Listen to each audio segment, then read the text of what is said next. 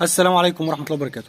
اللهم صل على محمد وعلى ال محمد كما صليت على ابراهيم وعلى ال ابراهيم، اللهم بارك على محمد وعلى ال محمد كما باركت على ابراهيم وعلى ال ابراهيم في العالمين انك حميد مجيد.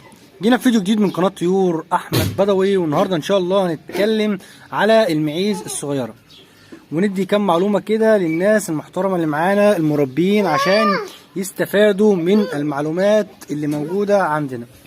اول حاجه طبعا المعيز الصغيره لو الام والده 3 طبعا فاكيد 100% هيحصل بعض المضاعفات، ان اللبن مش هيقضي ال3، تمام. ولو ربنا كرم واللبن قضى ال3 ممكن الام تفطمهم بدري، زي ما حصل عندي.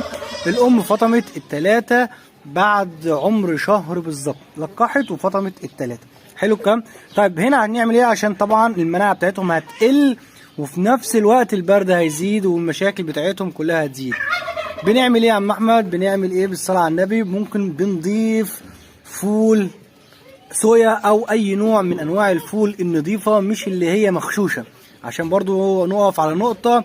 الفول الصويا بيبقى مغشوش، متضاف عليه حاجات كتير قوي وما بيبقاش 100% فول صويا. فانا انصح اي حد هيجيب فول يجيب فول سليم ويدش هو، او ياكله عادي للحاجه وهو سليم.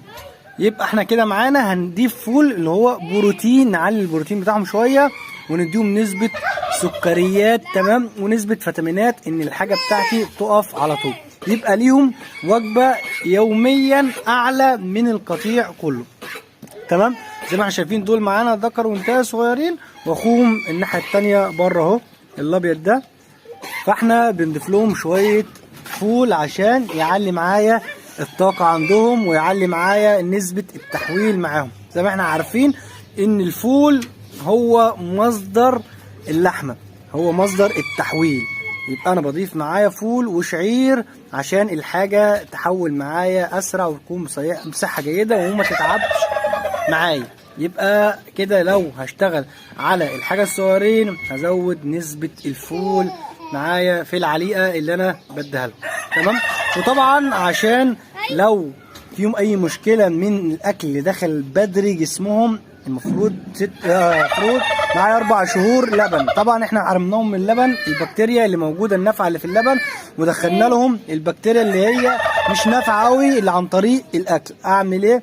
هدي بعد شهر بالظبط جرعه ديدان، برضو بعد شهر هدي كل واحده سنتي الفومات، عشان لو في اي نوع من الديدان او من البكتيريا ما يلحقش يتنشط ويفضل ياكل في جسم الحاجه. يبقى انا هدي جرعه ديدان 3 سم في بق الحاجه بعد عمر شهر. دي اول حاجه. تاني حاجه معايا هدي اللي هو ال1100 سم ان شاء الله الحاجه تبقى بصحه جيده. مش طالع حضرتك لو عجبك الفيديو لايك، لو اول مره تتابعنا دوس اشتراك للقناه وفعل زر الجرس هيوصلك مني كل ما هو جديد. والسلام عليكم ورحمه الله وبركاته.